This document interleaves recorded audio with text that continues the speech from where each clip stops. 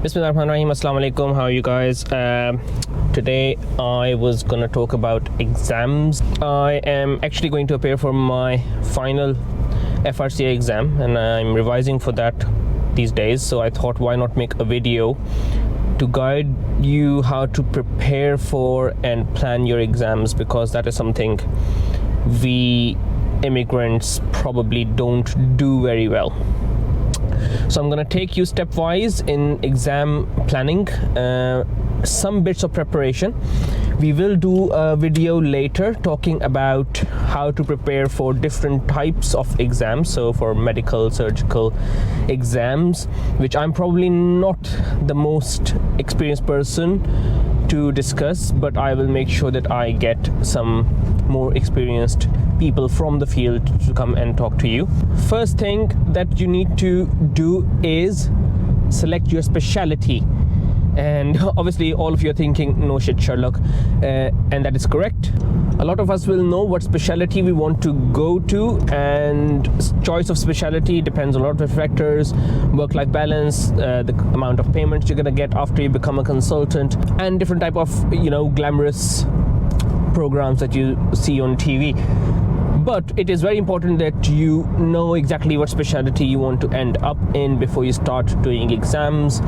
I'm not saying that if you take an exam of a different specialty, it's gonna affect you badly. Any abbreviation next to your name after you become a doctor is probably gonna benefit you, especially, even in getting training in that specialty. However, you are going to invest time, you're going to invest money, and I think it's better to invest in the specialty that you actually want to work in. So I know it's very obvious and I know it's probably boring for you, but first select the specialty that you want to apply in. The next most important thing that you need to know is what exam are you going to take. It's going to be the exam of my specialty, but no, it's not always like that. A lot of misconception out there about your specialty exams, especially, yes, if you're medical specialty MRCP, if you're surgical specialty MRCS. However, in England, it is also possible to get consultant jobs in various specialties if you've done European exams or diplomas.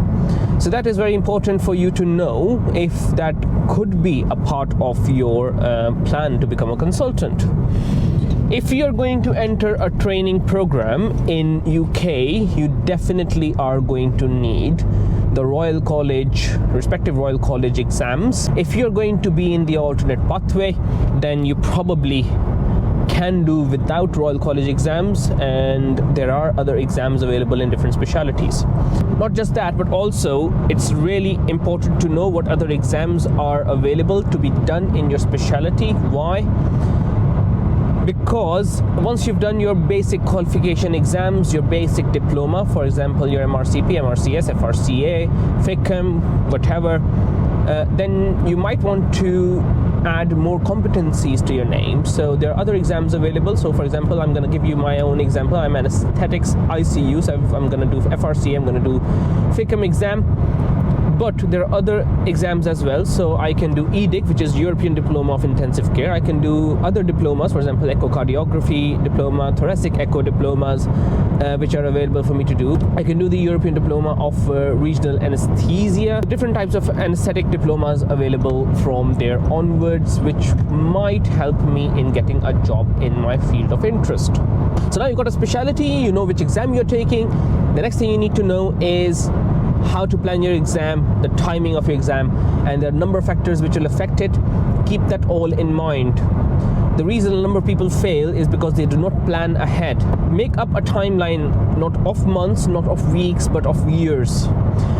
You will never be able to do the full exam. For example, a full MRCP, you cannot manage to do it while working in a year. So plan ahead.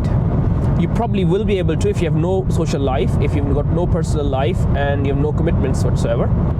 So make a timeline. See at what point in your training or not in your training when you're working will you be able to take the exam. You will have maximum time to spend to prepare for the exam. how are your personal commitments going to be, because if you've got a family, there are expectations there as well, so you need to counter in all of that. If there is a baby on the way, you might have to plan the exam, so you take the exam before the baby comes or after the baby comes. If you're going to be on a mat leave, that's a good time to utilize for exam revision. So stuff like that you need to prepare in advance. Always have a plan B. So if your plan is not working or your timeline is out of date, have a plan B, because you have all seen how COVID has disrupted the usual workings, and a number of exams got delayed. The exams can, the pattern of the exams can change. So prepare for that in advance, because it is not just booking the exam, getting the exam fee and sitting the exam which matters. It is also your personal planning around that which will affect your final outcomes. Other thing I like to say to people is when, let's say, you're working, for example, you're a foundation doctor planning to take MRCP, see which rotations you'll have more time to revise in. So if you're doing stroke medicine, where I did my medicine, stroke wasn't a busy kind of job. If you're doing acute medicine, it is more busy. So try and see what jobs you will be doing and when will be the best time to take the exam, so you get maximum time to revise for the exam. So you planned it, so you need to go to your respective Royal College websites. You will find all the exams which are available. You need to book your exam, you need to pay the fee. A lot of people get worried about, oh, my fees has gone through, has not gone through, this is happening, that is happening. Any problems when you're paying fees for the exam, or when your documents are being processed for the exam, any kind of problems you face, the best thing to do is ring the Royal College. There's always going to be a number provided to you on the website. Ring the Royal College and talk to them directly. You can, for some changes in circumstances, you can delay the exam, you can get a refund. The conditions of that will be on the respective website. Now, you've booked the exam and you have got to prepare for it. Preparing for the exam, a lot of people think is just revision. So revision of that said exam is going to be different for people who are taking it from within UK and from people who are taking it out of UK. Now, when I did my PLAB exams, I was in Pakistan for part 1. It was very easy to get some time off, sit down a bit during the shift and revise for the exam. If you're working in UK already, you would probably already know it's not easy to find time to sit down and revise for exams. Number 2, study leave can be granted for exam days, but usually they do not grant study leaves for your first attempt at the exam. I'm doing anesthetics and I'm not allowed study leave for the first attempt of my exam. So if you're going to prepare for the exam, tough luck, you're probably going to have to do it while you are doing your work. And that is how people usually manage, and I'll tell you how to manage that, taking the exam while you are at work. But that is how things are, and no, sorry, there is no arrangement here that you get a certain number of days off to prepare for your exam. Now, how to manage to prepare for your exam while you're working. Whatever field you're working in, if you're taking a medical exam, MRCP is the most common. You are working in medicine, that's brilliant, that's dream job. Whatever patient you see, you're seeing an MI, look at the guidelines of, referral for PCI, arrhythmia guidelines, ALS guidelines. If you're dealing with a stroke patient, look for guidelines for thrombolysis. If you're looking after a GI bleed patient, look for the British Society of Gastroenterology guidelines for GI bleeds. Just read the guidelines. A lot of people who live out of UK find it a bit difficult to take these exams because the questions being asked are according to these guidelines, but the practices abroad are not always in confirmation to these guidelines, and that is one reason a lot of people who are out of UK find the questions very hard, find them very difficult. Don't worry, the exam is set in a way where most of the questions can be done by the average practitioners who are taking the exam. If for any reason you think you need more time to prepare, you need more time to revise, then you can use your annual leave if you're not getting study leave and use that time to revise for the exams. Other resources which are available for you to prepare for the exam, the one I can always vouch for is past questions. So you'll find multiple question banks online. I'm going to give you the example of MRCP exam again. I used a question bank, and the reason they always work is because there is always a certain number of topics that a question will be set from. Go online, and if you look at the exam curriculum, it will tell you what weightage of the exam questions come from each respective field. Half of the preparation for your exam is going to be coming from this planning. So going on websites, finding out how the exam is set, what kind of questions are being set, because believe me, the education system in England is not the same as an education system in India and Pakistan. I know for Pakistan for sure, because I come from that country. When we were taking university exams, we were asked about the rarest of problems as if that is the whole medicine. That is not how it works here. Over here you will be asked about common things as well, and most of the exam comes from these topics. You will be asked about things that you will see maybe once a month or twice a year, and then you'll also be asked about things which are much more rare. But when you're asked about rare things, you will be asked to diagnose them, or you will be asked to differentiate them from something else. Even a consultant here will probably have to read up a few rare diseases which they do not come across on a daily basis. So they do not expect the candidates to know that kind of stuff as well. However, they will expect you to have that in the back of your mind when you're dealing with problems. So the question, the MCQ, will be set in a pattern. A lot of people will grab books and read them from cover to cover, which is a bad strategy for postgraduate examinations. In postgraduate examinations, you need to know how to tackle the exam, how to navigate the exam. If you start reading everything from cover to cover, it's probably not the best idea and not the best use of your time.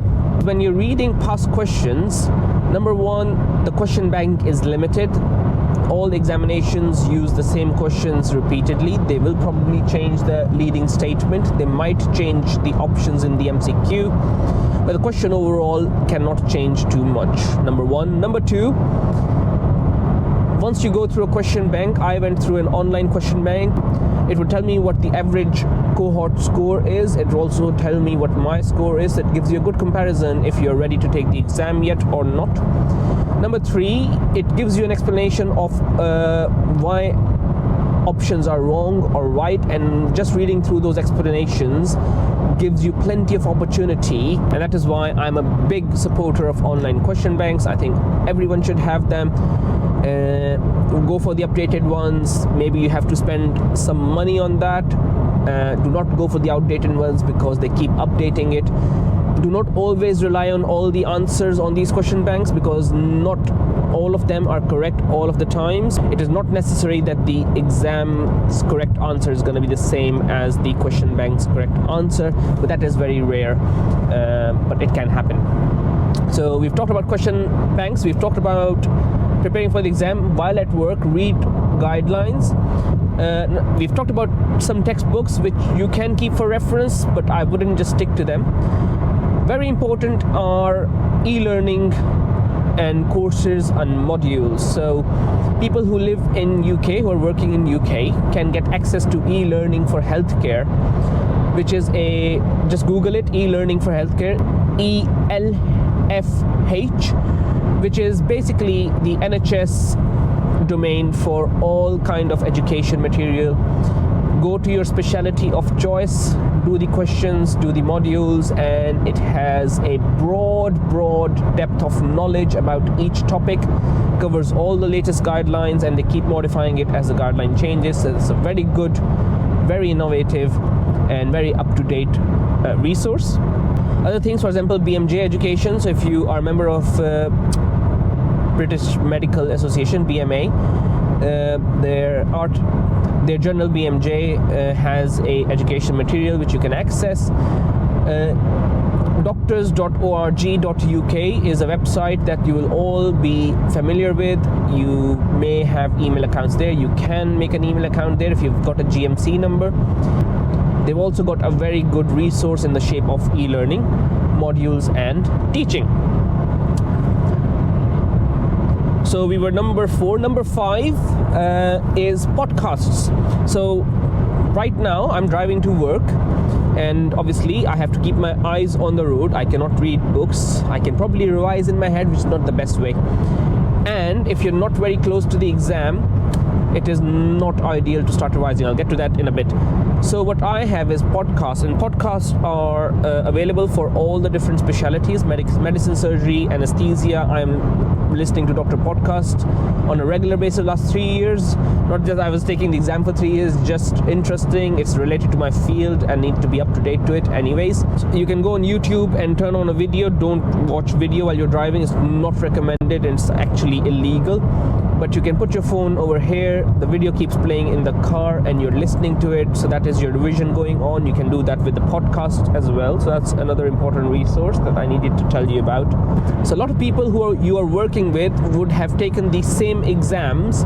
Talk to them, ask them where did they prepare from, what study material they used. Number 7, and the last resource that I would definitely recommend, is Royal College courses. So a number of courses are held in UK for exam preparation. Some of them are run by Royal Colleges themselves. Some of them are run not by the Royal Colleges, but they're offshoots. So, different hospitals or trusts will run them. So for example, in my FRCA Royal College course, we covered a few topics, and in exam 3 of those topics were made into questions. So it's a very good final revision if you're going to prepare for the exam. I'm not really sure how other courses go. I didn't spend too much time on my MRCP revisions, and I cannot tell you about MRCP. As I said, I'll make a video with someone who's more experienced with MRCP, MRCS as well later on. Other courses which are available, for example, your hospital courses, you'll have to explore, you'll have to ask your colleagues, because I definitely know there's some PACES courses going on in London, in Glasgow, which are very favored, have a very good success rate. So these are the kind of courses you probably want to get onto as well for your exams. Here I'll talk about different types of candidates. So number 1 is candidate who's got a very good knowledge, usually retains it very well and can reproduce it very quickly in an exam, because as soon as they see the MCQ, it all comes back to them. They usually don't need that long time to prepare for the exam. Number 2 are candidates who have got a very good knowledge, will probably retain them, find it difficult to reproduce it, so they need to sit down and revise properly just before the exam so they can reproduce it in the exam. Number 3, people who've got good knowledge find it difficult to retain. They need multiple revisions before the exam so that they can retain the knowledge. I'm not going to talk about people who have not got good knowledge, because to be very honest, if you've not got good knowledge, you shouldn't be doing the exam. You should plan it properly. For people who have good knowledge, good retention, good reproduction, usually a month before the exam is more than enough for revision. For people who have good knowledge, retention, or maybe 50-50 retention and find it difficult to reproduce, definitely need that last month before the exam for their final revision, but should do some podcasting, some e-learning for 2 or 3 months before. For people who like to revise multiple times, the third type of candidate, who have good knowledge but find it very difficult to retain or reproduce, I would suggest revising a few times. I would definitely say keep your last month for the exam itself, but do revise a few times before. That brings me to the timeline of the exam. So always, once you've got the date of the exam, plan backwards. Let's say date of the exam is 15th of June. That is when you're going to take the exam. 14th of June is your day off. You need that day off to relax your mind, to let it settle down. You should go nowhere near the books. 3 days before that, so from 10th of June to 13th of June, you may want to take annual leaves just so that you can sit down and do a proper revision. When you're revising, normally make a list of topics that will need last day revision in any field. For example, even in anesthetics, there are topics which are very rare, extremely rare, but are exam favorites, and those are the kind of topics I always keep in that list, and I will revise in a few days before the exam. Now, coming backwards, 3 weeks before that week, you need to have revised everything and anything in your curriculum. So use that time appropriately and do a proper revision, question banks, etc., etc. So this last 4 weeks before the exam is the month before the exam where you need to properly concentrate your revising powers. Before that, keep on revising. If you find something useful, write it down, make a note of it, highlight it. If you keep revising for too long, you will burn out eventually and your performance curve will drop. When you revise for an exam, there is a steep learning curve. It goes up. You can plateau it for some time. However, that plateau will start dropping as soon as you overdo it. So if you are, trying to retain knowledge for more than a month, more than 2 months, eventually your mind is going to get tired. You'll start losing train of thoughts, memories, and you don't want that for your exam.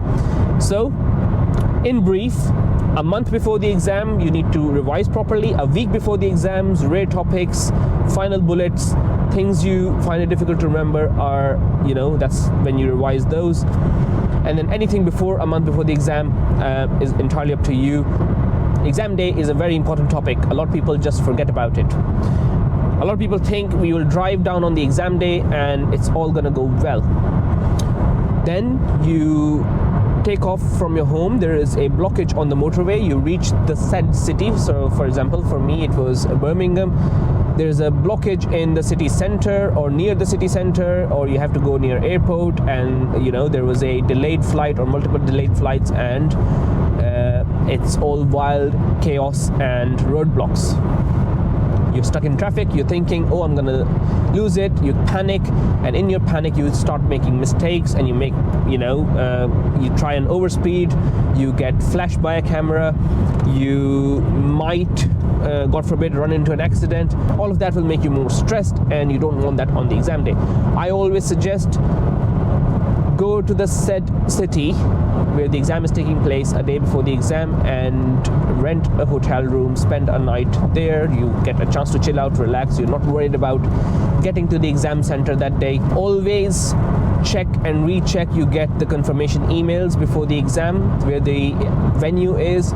If there's any other venue with a similar name, make sure you get the postcodes right. Make sure if there is a dress code for the exam, you stick to the dress code for the exam, and make sure what requirements are set. So most exams will provide you with stationery, but if there's something you need to bring, for example ID, do not forget to bring your driving license or passport on the last day and then not be able to take the exam. Some colleges are very strict about it.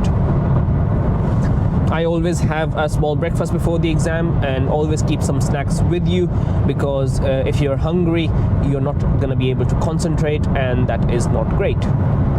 Planning the paper. So when I was doing question banks for MRCP, I used to get a question very easily within 30-40 seconds. When it came to actual exam, it takes you more time. Why? Number one, the exam questions are slightly different from the question bank. Even though they might be same topics, the stem might look exactly the same, but they might change one word or two words. They might change one of the MCQ option, and you just have to think about it there and then. Plan in advance and always aim to finish your exam 20 minutes before the actual finish time, and that way, even if you finish 10 minutes before, you've done a great job. And if you finish exactly on time, that's even better. At least you're not going to delay it.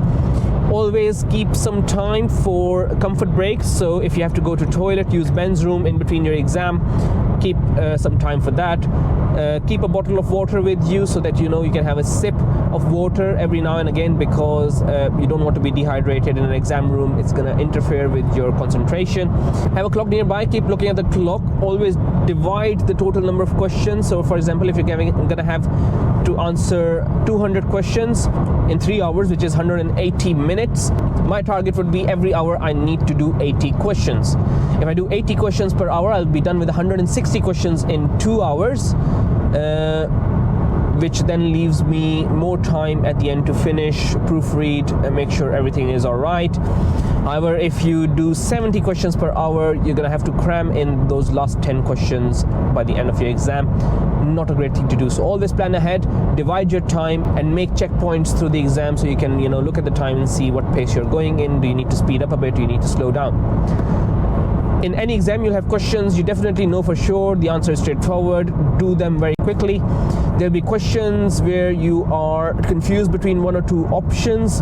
There are two ways to go about them. You either leave them blank, but then you run into the option of not filling them in later on. For example, you're running out of time, you're panicking, you forget you have to answer them. So leaving them blank, number one, can lead to that problem. Leaving them blank in your answer sheet sometimes can also lead to filling the answer sheet wrong later on, which will impact the whole exam. Happened to one of my colleagues. She left a question blank, but then that changed the order or sequence of all of her options, and you have to color the boxes, and unfortunately she failed. The second option is if you're confused between two different choices, just mark one of them. In that case, if that's choice, that's fine, and if you don't get to do it later on, even then you will have answered the question at least. And number three, there are questions which you have no idea about how to answer those questions. And a teacher very rationally told me once that if you have questions you have no answers to, you have no clue whatsoever, 0%, nada, select one letter. So do not go randomly selecting A for this, C for this, B for this, because you're more likely to get that wrong. Select one letter and then mark one letter for all of those questions which you have no idea for or about. Most exams which are not marked negatively, you should be able to answer all of the questions. If your exam is being marked negatively, try not to answer the questions which you do not know the answers to. Most of the exam invigilators are very nice as long as you are reasonable and trying not to cheat. Most people will not interfere with you in any way, and you'll find out the exam rooms here are very quiet and proper environment for taking the exam. Once you're done with the exam, always have a treat planned. So treat yourself to some relaxation for a day out or two, and that is very important. Number two, wait for the results. Most of the exams, no one knows the correct answer. Do not go on different groups and look at the other people's answers, because a lot of them will read the statements incorrectly, will not make sense of the vocabulary. So if that is the case, then you'll just get stressed out for no reason. Most people will not want to discuss the questions afterwards. If someone specifically wants to discuss questions afterwards, it's up to you. But I personally hate it when people come to me and, what was the answer to this question, which was the answer to that question. This gives you more stress. Forget about it. Whatever is done is done. You'll find out in the results. Treat yourself to some nice breaks, some relaxation, go out, vacation, a holiday with your family, and always have a treat planned after your result. If for some reason you fail, you deserve the day off or the treat, because you've been preparing for the exam. It's not that you've not done anything. If you pass, that's a celebration. Enjoy it, and that will give you energy for the next exam. Now, talking about next exams, all of these exams will come in a sequence. So for example, MRCP has have part 1, part 2, and then PACES. It is always better to do the exams grouped into a compact time window, and the reason for that is you will retain the knowledge for the next exam. So whatever you read for the MRCP 1, which is more basic sciences, you will still retain for MRCP 2. All part 2 exams will incorporate some bits of part 1 knowledge. It's really good to be able to take all of those exams together, and then when you come for PACES, you've got the knowledge. You just need to polish up your communication skills, your patient interaction skills, and if you can do that, then you are able to take PACES as well. So my personal opinion is, if you're taking exams, then try and group them together. So part 2 within 3 or 4 or 5 or 6 months of part 1, not any further than that. And then if you're taking a Viva or PACES, then try and couple them as well.